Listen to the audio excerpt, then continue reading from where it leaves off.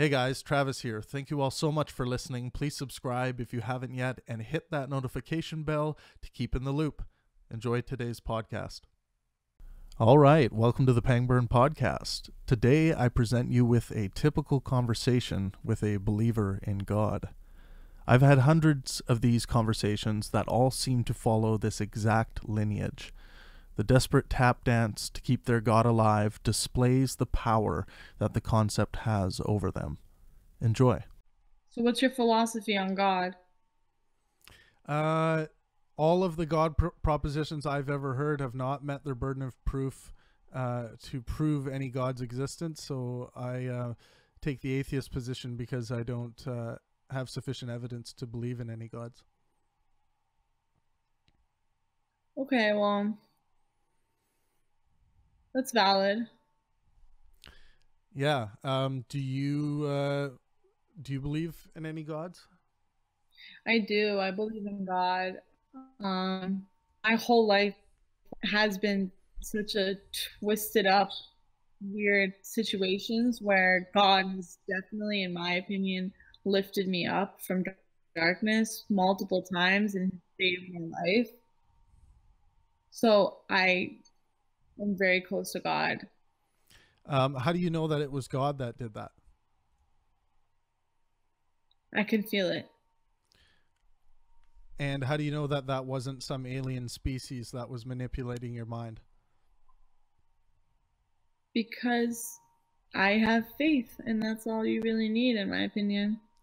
Well, faith to me is just believing something when there's no good reason, or the excuse you give for believing something when there's no good reason. And I know that makes it sound like terrible, but that's kind of my definition I use for faith. It's like whenever we would normally give evidence or reason for why we believe something and we say faith, I think it's not getting us any closer to the truth of what actually is.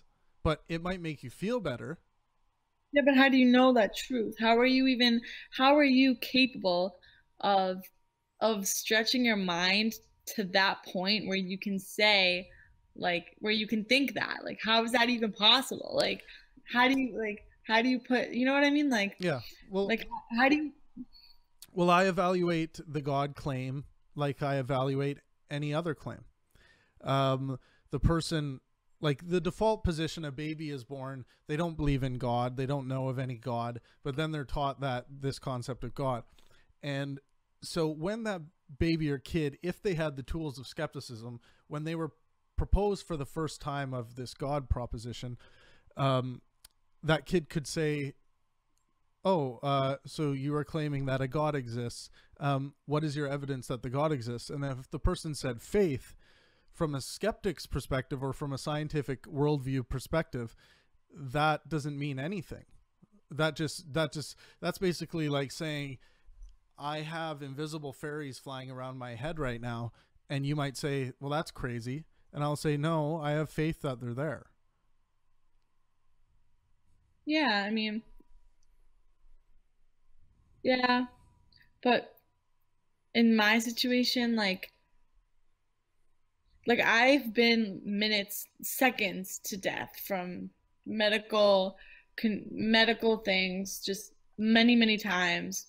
And it's unexplainable the the things that have happened to me. It's really unexplainable how I'm here right now. And in my comfort and in my personal perspective of the world, God is that thing. You know what I mean? Do you think the medical care you received had something to do with the fact that you're still here? I don't know. I really don't because I don't know. Hmm. Yeah, I mean, I think when I hear stories of, definitely, like, someone will say, you might think that this is evidence of God. The cancer patient who's on the bed, who's told that they only have a few days to live, someone will come over and they will pray over them, and then the cancer will go into regression. You might say, oh, there's evidence that God's working in a mysterious way, or performing miracles.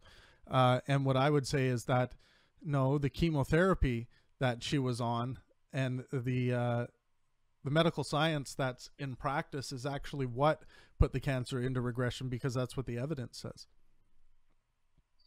I mean, I've also been in situations like very close to like getting hit by buses and like very just everything like that happens to me for some reason. Like I've been like I've walked out into the street and just stopped for no reason. Like I would have kept walking. I didn't see the car coming. Just right like this close to my face, just 60 miles. You know what I mean? Like And how would I just have stopped like that? Like not reflexes because I didn't see a car coming. yeah, well, in philosophy, there's a list of fallacies that we commit as thinking human minds, and the fallacy that you're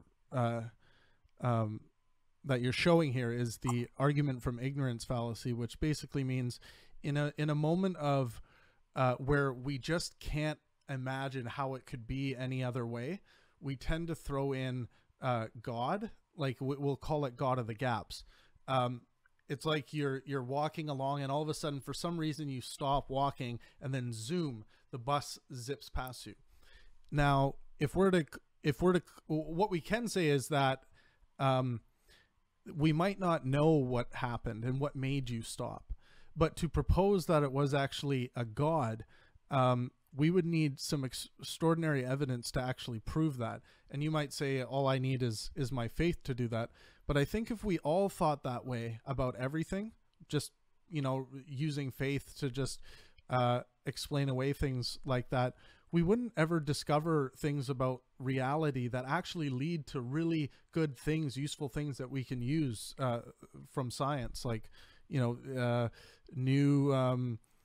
Yeah, but new. if you focus on all that stuff, like scientific evidence and aliens and all that stuff, what are you living for? Because in my opinion, like we die, you know, and like what are you even like like in my opinion, like I'm a hippie, like I feel like I'm living for God, you know, like I this world is purely just imaginatory. It's all in these minds that somehow we've been given. And this whole conversation right now, me talking to you over this technology, like this is all just pigments. This is all just, I'm creating this conversation as we go. You know, I'm creating the ability to talk to you for some reason. I don't know who you are, but we connected. You know what I mean? Yeah. Like you know what Well, I'm trying to say? yeah. So a few things there. When we're talking, having a conversation, this might shock you to know that the process our body goes through before we have a thought and before we speak, we're actually not in control of that process. So from like a religious point of view, say from a Christian point of view, people will say, oh, well, God gave us free will. But actually, the evidence derived from scientific studies on biology and how our bodies work, it actually works the opposite. We do not have free will. Our nervous system sends signals to our brain, and our brains create our thoughts, and then what we perceive as our consciousness actually then we kind of realize what we're thinking as we're saying it. So it's like we're kind of the last to know what we're thinking about anything. And I don't look at that as like a bad thing. I look at that as pretty extraordinary fact about our biology.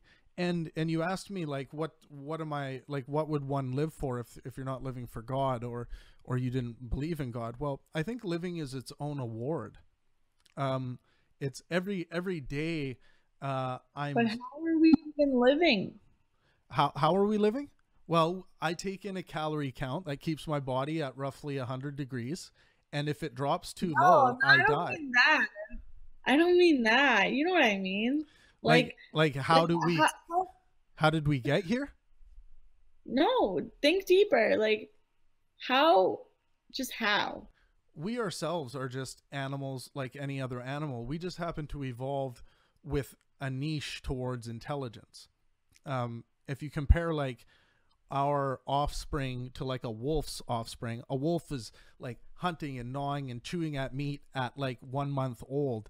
It's like a 1 month old human baby is pretty useless. It's like you can't really do much. So we didn't evolve to have the best offspring to survive in difficult situations because we had the intelligence to take care of them the way we do. But as far as like purpose, my purpose I create for myself. I get a lot of pleasure from hanging out with friends, family, playing hockey, doing my work, trying to improve humanity. Like that's how I find pleasure in living. And I know because I haven't been shown otherwise that when my brain dies, my life will be over. And I think that's the same for every human being. Interesting.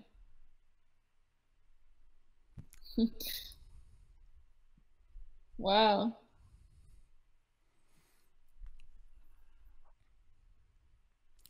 Do you think that you're going to live forever in an afterlife?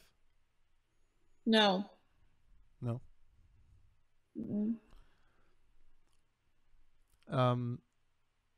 But you still think there's a God there? Yep. And what do you think that God is? I just trust. I don't need to know. You know, like I was born in a country in the middle of nowhere, and I was brought to this country. I was born with no parents. Well, I had parents, but like then I had no parents. So I grew up in an orphanage in a third world country. And then I was brought here by amazing people who have done nothing but brought joy to my life. And you know, I've been in through a lot of suffering, like physically, like you know, and I don't know like what else I would be if I didn't have my beliefs, you know? Yeah, I get that. I talk to a lot of people who hold the very same type of belief that you hold, and a lot of it has to do with the trauma they've gone through in their life.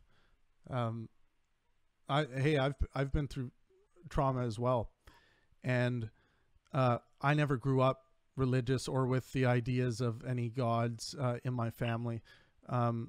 So maybe I'm privileged in the fact that I had an easier way out of this, and it makes more sense to me. But I think your life would not change much if you dropped any belief that you held that wasn't substantiated by evidence. It might seem like things might seem purposeless, but there's something really beautiful about life once you let go of anything that's pseudoscientific. Like I find a lot of pleasure in allowing my beliefs. And she hung up.